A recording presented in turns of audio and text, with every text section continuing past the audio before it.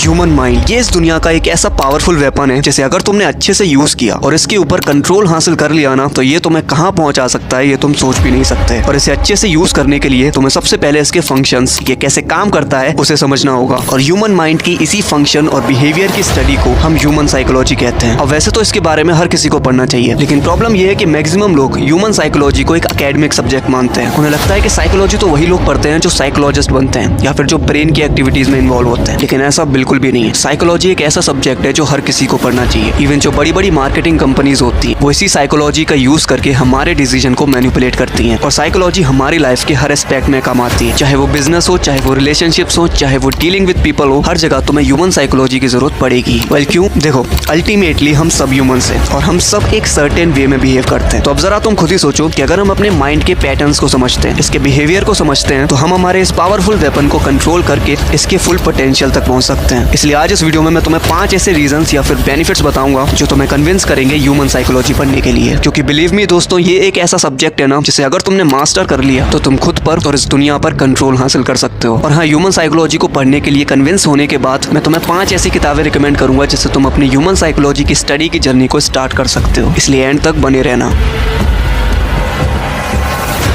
Reason number 1, to understand ourselves. Human psychology पढ़ने से हम हमारे थॉट्स, इमोशंस और बिलीव्स के मिरर रिफ्लेक्शन को देख पाते हैं। हम ये समझ पाते हैं कि हम जैसा बिहेव करते हैं वो क्यों करते हैं। और ये चीज बड़ी ही पावरफुल है, क्योंकि अगर तुम ये समझते हो कि तुम किसी भी सिचुएशन में जो भी एक्शन लेते हो वो क्यों लेते हो, क्यों ऐसा बिहेव करते हो, तो तुम नेक्स्ट टाइम अपने बिहेवियर को कंट्रोल करके उसे पॉजिटिव डायरेक्शन में भी ले जा सकते हो। नहीं समझ में आया ना? फटोरो मत, चलो एग्जाम्पल से देखो। हम में से मैक्सिमम लोग घर पे तो शेर बन के कुछ भी बोल देंगे, लेकिन जब बारी आती है स्टेज पर कई सारे लोगों के सामने बोलने की, तो हमारी बोलती बंद हो जाती है। और इसके पीछे कई साइकोलॉजिकल रीजंस हैं। तो अब इमेजिन करो कि अगर तुम उन रीजंस को समझते हो, तुम ये समझते हो कि स्टेज पर जाने से तुम्हारे ब्रेन में क्या बिहेवियर पैदा होते हैं, तो नेक्स्ट टाइम तुम इस चीज को कंट्रोल भी कर सकते हो। और सिर्फ यही नहीं, अगर तुम अपने दिमाग के पैटर्न्स को समझते हो, खुद को समझते हो, तो तुम अपनी इस लाइफ को चेंज भी कर सकते हो। और मैं ये हवा में नहीं कह रहा हूँ। ओफ्रा विनफ्रे, जो एक फेमस अमेरिकन होस्ट और एक टेलीविजन प्रोड्यूसर है, इनका बचपन काफी चैलेंजिंग रहा था और सालों तक ये डिप्रेशन में भी रही है। लेकिन ह्यूमन साइकोलॉजी के कुछ प्रिंसिपल्स की मदद से इन्होंने अपनी लाइफ को पूरी तरह से चेंज किया है। और इंटरनेट पर तुम्हें बहुत सारे एग्जाम्पल्स ऐसे मिल जाएंगे जहां पर ह्यूमन साइकोलॉजी की मदद से लोगों ने अपनी लाइफ चेंज की है। Reason number 2, to become emotional intelligent. हम ह्यूमंस एक इमोशनल एनिमल्स हैं जिसमें कई सारे इमोशंस भरे पड़े हैं। और हम अपनी लाइफ में क्या और कितना अचीव करेंगे ये इस बात पर डिपेंड करता है कि हम अपने इमोशंस को कैसे यूज करते हैं। क्योंकि हर रोज हमें कई सारी ऐसी सिचुएशन से डील करना पड़ता है जहां पर हमारे इमोशंस हम पर हावी हो जाते हैं और हमसे वो करवाने लगते हैं जो हम लॉजिकली तो नहीं करना चाहते, लेकिन इमोशंस में बहकर कर जाते हैं। फॉर एग्जाम्पल, जब सुबह जल्दी उठना होता है और अलार्म बजता है, तो लॉजिक तो कहता है कि उठ जा, लेकिन इमोशंस कहते हैं सो जा बाबू,